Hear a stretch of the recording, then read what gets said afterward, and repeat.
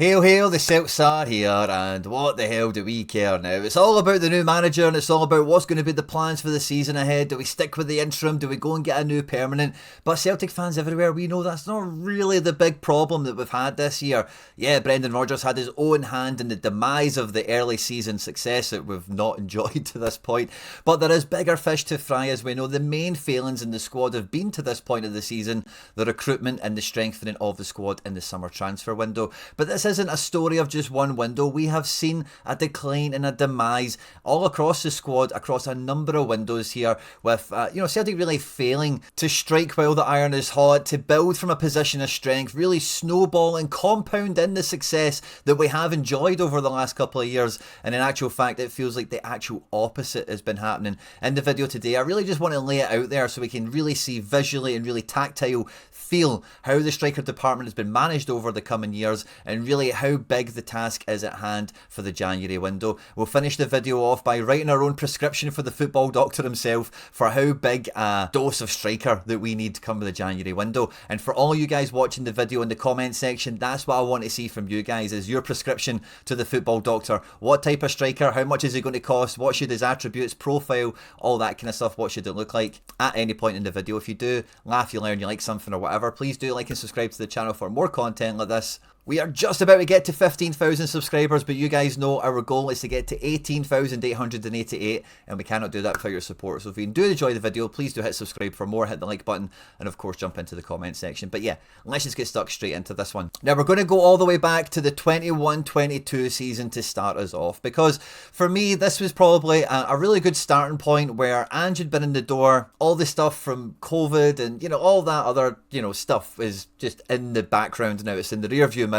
And this is the point of a new chapter beginning. We go forth from here. And the categories we're going to be working with is Striker 1. But Striker 1 is going to be split into two categories. We're going to have 1A and 1B. We're going to have Striker 2, and then we're going to have a fourth and final spot for Striker 3/youth forward that could be kind of bubbling under the surface here. Now, Striker 1A in the 21-22 season was our one and only Kyogo Furuhashi. Striker 1B we had for that season was Georgios Giakoumakis. And Striker 2 being the lesser forgotten Albian Ajeti, with that third striker, that youth forward prospect at the beginning part of the season being Ben Gannon-Doak. Now this front line is pretty robust, it's pretty formidable, and if any of you guys really remember watching football that season, it really did feel that the entire squad was really geared towards feeding the strikers, getting them on the end of action. And as you can see, between both strikers, Kyogo made 33 appearances in all competitions, getting 20 goals, Giakoumakis 29 and 17. And between the two of them, let's say it's like a 1A and a 1B situation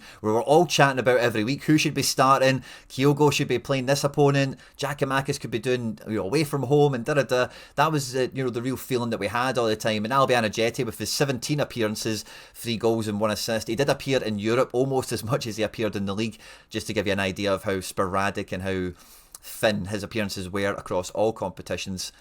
But yeah, if you ever did have somebody out for any given reason, he was the kind of guy off the bench there. Gannon-Doak only managed himself to get 2 appearances throughout the season before, obviously it never really worked out for him. But in the January window, we spent 150k on bringing a new Striker 3 youth prospect into the club in the form of Johnny Kenny. And when you look at the whole striker department for the entirety of the 21-22 season, this is all in euros, just because I've sourced it all from Transfermarkt for easiness. I didn't convert it all into pounds. We've basically got a £13.5 million striker department there, which has brought us in all competitions 50 goals. And coming into the 22-23 season, the striker department was one of the strongest really it has ever been. You can go back to the times of like Hooper and Stokes, Sutton and Hartson if you want to go all the way back, or even maybe a little bit more recently guys like Edouard and Dembele. But really in terms of how much both Kyogo and Giakoumakis were vying for an appearance every game, both of them were into a really good scoring rhythm, whether they did start or come off the bench. And it really hadn't felt like it'd been that harmonised between two guys sharing the one role in a very, very long time. And coming into the 22-23 season, Ben Doak goes off to Liverpool, and we end up getting £710,000 for him as a kind of compensation. No transfer fee associated with him because of the age of the lad. And 17-year-old Rocco Vata maybe replaces him in that kind of third youth striker type of position here. Albian Ajeti goes on an odyssey of loans from this point, as does Johnny Kenny, going to Queen's Park and Shamrock and all that stuff that we know about, of course. But Kyogo is striker 1A, Giakoumakis is striker 1B. We don't really have a striker 2, and then Rocco Vata coming in there as striker 3. Doesn't really feel like we're thin up front because of how competitive and how ferocious Giakoumakis and Kyogo have been. But we certainly started to feel murmurings and rumours that, maybe Giakoumakis wasn't terribly happy with this situation. He felt we could step up and be the main man. And we also felt that, if one of them gets injured, we're very quickly, down the paddle without a creek, because again, you go into a match, maybe you get to the 80th minute, somebody gets hurt, or they run out of gas, and these things can happen. And Rocco Vata got 4 appearances over this season, mainly as a winger. So along with Doak, they don't really fit into the striker category, but it's that youth forward element I'm trying to just display it in with this. In the January window, we then add in 21-year-old Hyungwoo Oh for €2.8 million to come in as kind of the striker 2 element in here. Now, it didn't last too long before Giakoumakis found himself out the door as well, and he had moved to Atlanta United over in MLS for £4 million, or euros, sorry. So those two guys kind of butt off one another. And when you look at Kyogo across this season, 50 appearances, 34 goals and 5 assists is fantastic. But then when you look at Giakoumakis and O over the season, coupling in with 49 appearances, that whole striker 1A, 1B element is very apparent, it's very clear for all to see there. And then goals for Giakoumakis, 7 for O. We again somehow get to that magical 50 goal number from the striker department. Coming into the 23-24 season, things were clearly different. We had Brendan Rodgers as manager, and with the departure of Giakoumakis and kind of like the elevation of O, it felt like in that time, we had a bit of a change of structure. It wasn't really a 1A, 1B situation with Kyogo and O. It was very clearly still striker 1 and striker 2. Rocco Vata wasn't anywhere in the picture, neither was any other kind of youth prospect. Albion Ajeti was sold in this window for $585,000, and through the first half of the season, Kyogo was doing well enough, he was scoring goals, but O wasn't. Across the full season, O made 26 appearances and got 5 goals. Kyogo, of course, got 50 appearances with 19 goals, 5 assists, and in the January window, we brought in a loan signing of Adam Ida to come in and fill that 1B striker position here, where along with Kyogo, he could maybe get back into that Giakoumakis role of jostling for the first choice striker position, but also featuring in basically every game and, keeping the tempo of the forward lineup for the most part, a key figure in the squad, you would say. And Adam Ida's January arrival, I think we would all agree, was a wild success. 19 appearances, 9 goals, 2 assists, and some really important games domestically, as well as, of course, in the cup final. His contribution for all of that, which was great. But already at this point, like Kyogo being 28 at this point, going on 29, very much is striker 1, and in the peak of his powers, and we can even see the goal contributions from 22-23 season being 34 goals, and then in this season 23-24 down to 19. He's not been quite as prolific, he's not quite putting away the same amount of goals as he was before. And with O not really firing, we hadn't secured Adam Ida, and early in the summer window, it was obviously a very last minute thing, as you guys will remember. It really did feel like striker department was on thin ice. Adam Ida wasn't even really everyone's cup of tea, although he was a bit of a cult figure for that splash loan move that he'd made into us. But in the 23-24 season, our striker department only brought in 33 goals. But this was an area of the pitch that, coming into the summer window for the 24-25 season, we had Kyogo. Some people are thinking he might be leaving. There was those rumours to Man City and, 1 or 2 other teams. There was no striker 1B in. Striker 2 going into the window was O. And then striker 3, Daniel Cummings, starts to come into the conversation as we see Rocco Vata leave Celtic for Watford for £280,000. But by the time we get to the end of the window, striker 2O is sold for 2.7 million. So we basically, wash our face with that when we break even. And striker 1B, Adam Ida, is signed. We get him in for 9.9 million. Now across this season, 53 appearances, 20 goals is pretty good going for Adam Ida, I think we can all agree. But Kyogo leaves in the January window, our striker 1A, for 2 million net. Now the way I've came to that is looking at Transfermarkt. It says we've bought Jota for 10 million and we sold Kyogo for 2. All the numbers in the reports do vary, but I'm saying we got 2 million as a clip for him. You can think of it how you want, but that is kind of the way I've decided to display it on the video for this one. So we've had 2 one-choice strikers, no backup, and maybe Daniel Cummings, who made 1 appearance off the bench against Aston Villa, is the kind of youth forward prospect that's kind of being brought into the first team slowly but surely. And Kyogo leaves halfway through the season, 32 appearances, 12 goals, 4 assists. It wasn't free-flowing himself at the time, and it did begin to feel like this is where the striker problems began, because even though Adam Ida kind of gets elevated from striker 1B to 1A, in the January window, Johnny Kenny gets brought in to be, I'd probably put him in about striker 2 at this position. He'd had a very good campaign in the Europa Conference League, and, you know, he came back in. He made 10 appearances, got a goal and an assist, you know, coming back in January in this one. So I definitely think he wasn't really in that youth category at this point. He'd kind of moved up the pecking order into that striker 2 position. But rather than replacing Kyogo, rather than actually buying another forward at this point to maintain the depth, to maintain the quality that we've had, because as it stands at this point, as we don't replace Kyogo, we are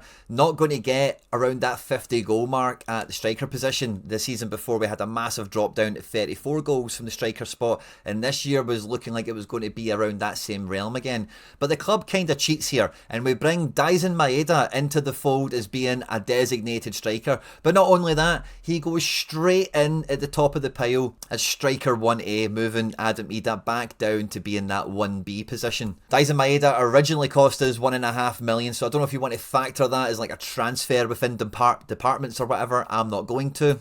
I see this as them kind of cheating in a way. But Daisen Maeda has a wildly successful season, of course. 51 appearances, 33 goals and 12 assists. And he kind of just about saves the striker department, because now, if we look at Maeda and his contribution of 33 goals alongside Ida's 20, added in with Kyogo's 12, we get to 65. And then if you want to add in Johnny Kenny's, you can get to 66 there. But that is the best kind of striker output we've had, actually, over this period, when we take the guy that scored a lot of those goals from the wing and jam him into the striker position. Now, we did actually score a lot up front, as we remember here, but at this stage of me preparing and even right now recording the video, I did think to myself it would be even better to conceptualise this with the wingers involved. But I did think there was so much to go through with both the wingers that if you guys really do enjoy this video and you do smash the likes, like if we get over 400 likes on a video like this, I'll definitely do the exact same one, but for the wingers, left and right, and again, you can kind of maybe think of it as like a piece of the puzzle kind of series or whatever. So if you do like the video, smash the likes and we'll do a winger one. And then we come into this season and we feel that Daisen Maeda, you know, Brendan Rodgers is talking about, we kind of want to keep him on the wing, but you know, like, we can play him up front. We've seen that. He was amazing for us. And going into the window, already the idea was we were going to be signing 2 strikers. Now, as it sits at the moment, with Daisen Maeda at 1A, Adam Ida at 1B, and Johnny Kenny at number 2. The initial signing of Callum Osmond didn't really surprise me too much, because with Daniel Cummings now also going to West Ham on a free transfer, as it's reported, I think we got a little bit of compensation or something, but it must have been very minimal. Then bringing someone in like Osmond isn't very surprising, because we've lost Doak, we've lost Vata, we've lost Cummings, and Johnny Kenny is maybe now too old to be considered a youth prospect that we're trying to develop under the radar, loaning him out, trying to give him some minutes across the way, and he's now kind of, he has to make that step up, and it feels like he kind of has, as we know in the fullness of time. But the Callum Osmond signing wasn't very surprising to me. But when we signed Shin Yamada for 1.7 million, and the noises at the time were that Celtic had been in conversation with Kawasaki Frontale since December and January, trying to get this deal over the line, but it just didn't happen for one reason or another. You think on the signing, oh cool, Yamada's probably going to go in as striker maybe 1B behind Adam Ida, and he'll be kind of the Kyogo replacement, perhaps. We've got Kenny at number 2, and we've got Osmond youth in number 3. Feels quite good and balanced, doesn't it? But then after the failure in the Champions League and everything else that went around it at that time, Adam Ida is sold to Swansea, and a move that really caught a lot of people off guard, but I think really it did come down as probably being the best for all involved, for £6.9 million, euros, whatever, down to Swansea. Now, we came into this window already needing 2 strikers. I don't think Osmond really fits that bill. I thought Yamada was meant to be one of them. We were linked to Dahlberg, we were linked to lots of other strikers around this time as well, but eventually we sign Kelechi Iheanacho in on a free transfer. He goes in at being striker 1A now, it feels like, with Maeda kind of being 1B, where we will start him on the wing under Rodgers and even O'Neill, but if that striker can't play, Daisen is basically the second option to go in there. Which again, you would then think the trickle-down effect is Yamada would move from being 1B maybe down to 2, and then maybe that would move Kenny down a wee bit into 3, and maybe Osmond would need to wait a little bit longer, maybe he needs a loan or something like that. But no. Johnny Kenny stays in number 2, and then between Shin Yamada and Callum Osmond, they're kind of jostling it out for number 3 or for the kind of youth striker position. But with the amount of injuries and everything else that has went on in the wings, we can't even really think about Daisen Maeda too much as being that 1B striker, because without him we really don't have very much going on the right hand side of the pitch at the moment, which then leaves us in a situation of Iheanacho being first choice, Johnny Kenny being second, and then, you know, Shin Yamada and Osmond are kind of jostling out for position. As time has went on to this point of the season, of course, we've seen Iheanacho's quite a fine replacement, I think, for for Adam Ida in that kind of striker 1B position. And I think Johnny Kenny is doing more than enough to kind of live in that striker 2 category. So far this season, 11 appearances and 5 goals is definitely nothing to be sniffed at. And Iheanacho, so far, he's been injured obviously, but 8 games, 3 goals and an assist. Again, he's had a good little track record for the time he's had in here so far. But Shin Yamada, 6 appearances, very fleeting minutes, 0 goals, 0 appearances. And Callum Osmond, very recently before his injury, kind of stepping above the parapet, getting above Shin Yamada clearly in the pecking order here. He's had 3 appearances and a goal himself, which was a beauty, wasn't it? But Adam Ida made 4 appearances, didn't score any goals, just to kind of have that in there. But so far with Johnny Kenny's 5, Iheanacho's 3, and if we're going to include Daisen Maeda's 4, we have 12 goals from all the strikers halfway through November international break as we record this at the moment. Imagining that the striker department gets to 50 goals this year feels crazy, feels pretty wild.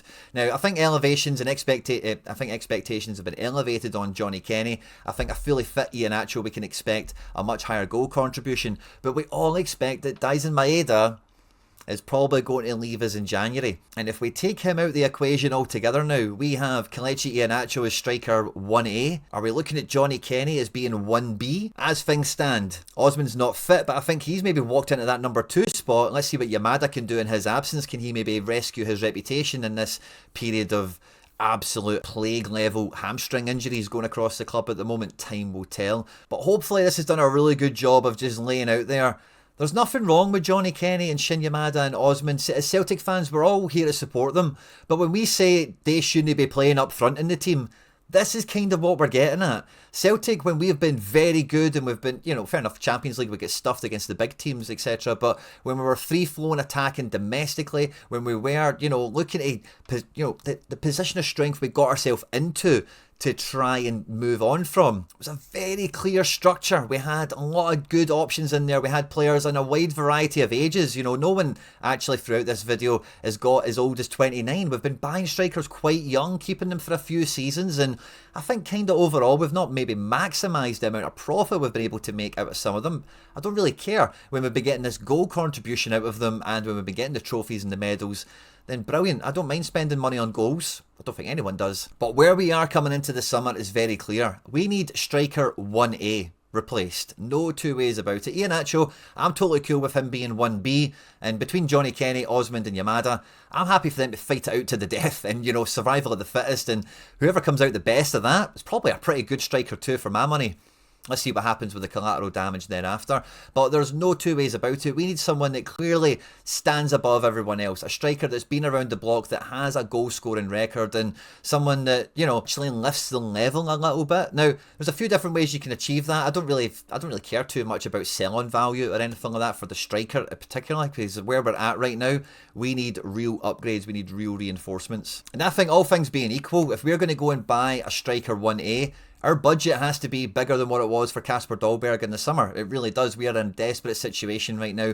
The January window is not a hard window to do business in, but sometimes you might need to pay a little bit more to really prize a player out of a situation, depending on what league and where you're shopping from. We're not going to talk about managers and all the rest of it, but one of the reasons I'm quite, you know, I would be open to Wilfried Nancy coming in is I would hope for that bit of an Ange effect where he goes to the league he knows and brings in some guys that will just hit the ground running and really do precisely what we need. And like I'm on record for saying, if Wilfried Nancy is Ange, then Alonso Adrian Martinez, no one calls him Adrian, everyone calls him Tico or something. I got a comment about it. I know his name's Alonso. This is what the website puts him as, but MLS is going to be just about finished. NYC are still in the playoffs, but this guy is like Kyogo, but South American. I know Costa Rica isn't South American, right? But Latin, you know, he's just got that same energy, that same tempo. Is a bit more ferocious, a little bit less apologetic, you know, that those Japanese kind of sensibilities, you don't get them from Costa Ricans. He's got that bit between the teeth a little bit more. He runs with purpose, he runs with power, and he's got all manner of goals in him. He's a very exciting forward, and trust me, this guy would be brilliant for Celtic. He would really help us domestically, no end, but this is a guy you could see at the top end of Europa League, or the sort of position we find ourselves in the Champions League, threatening teams, making an impact. And at the age he's at the moment, he's 27. You're not really taking too much of a gamble on the person, their ability, the potential. You're more just taking a gamble on, like environmental transition, moving from one side of the world to the other. And as long as the football can work, those things aren't really much of a problem. People struggle to settle in when they don't get playing and they don't integrate well with the team. So I would easily spend 10 million on this guy, 8 million, whatever. And I know that for a 27-year-old out of MLS, that might be punchy. Maybe you can get him a lot cheaper. Maybe I'm being a bit hyperbolic here, but this is the number one target for me. I would be more than happy with this, and I think it would be an absolute win, an absolute steal. There's a lot of reports, but as we come to record the video today, breaking that Celtic are closely monitoring the position of Evan Ferguson, with Roma set to send him back to Brighton after this loan stint hasn't really worked out too well for him to this point. If we just highlight the Roma games, he's barely featured across the league and the Europa League they're in. Yes, we're playing them. For Ireland, he's still been pretty handy, which is good to see. But if he goes back to Brighton in January, will it be another loan move? Will it be a permanent signing? I'm not too bothered. Like, I would be quite happy for him to be brought in. But if we do bring him in on loan, the prescription doesn't change. We still need to be spending big on another striker. And if we bring in Evan Ferguson on loan, I say striker, I'm thinking forward. Maybe we spend that money on a right winger. Call me crazy. So I wouldn't be against that. But if we are doing a loan, surely we learn from the Adamida situation and we build in a buy-in clause that we're comfortable with and we can activate at the flip of a switch. But another player I think we should be definitely targeting and looking at, so maybe a bit more in the prospect category, but is a very good prospect. Again, I highlighted him in the summer window, and his name is Mathis Ablin, a very prominent France under-21 youth international striker, doing very, very well. And this season in Ligue 1 for Nantes, again, he's not super prolific, he's not at a big team in his league, but he's still scoring goals, he's still playing every week. And there was a lot of rumours that he might move internally in France, and the teams that were all interested in him, Nantes don't like, so they were quoting super high prices. They want to sell him outside of France, they don't want to sell him within. They're not going to sell him cheaply, of course, but this is a guy that Celtic might make money on, and that's always something they're interested in. He has that European pedigree, that youth international experience that we love, and that top 5 league experience that we do enjoy to see. Stylistically, maybe somewhere between an Iheanacho and a Giakoumakis, that kind of way. Like, he has a target man, decent with his feet, scores all sorts of goals, good presser, very good progressive player, does all the fancy stats that all the coaches of modern day like. And one thing I would just add on this, because I know a lot of you guys are really keen on transfer rumours or whatever. Last year we were linked to this guy, Herba Girassi, from Nantes as well. He'd barely played. He's actually starting to play a lot more now, scoring some goals and whatever, so I don't know if we'd be linked to him again, but just because I was looking at Nantes, his name caught my eye, and I was like, oh yeah, we were linked to him. But yeah, the prescription for the football doctor is simple. We need to spend big. We need to spend Adam Ida level money, or maybe even more, depending on the target we're going for. Maybe it could be somebody even more glamorous than what I've put on my prescription here for the football doctor. But if we come out the January window and we have not signed a marquee striker, a top striker that can restore the threat that we should have in attack, where the striker department, just the number 9s, or however you want to categorise them, can account for circa 50 goals.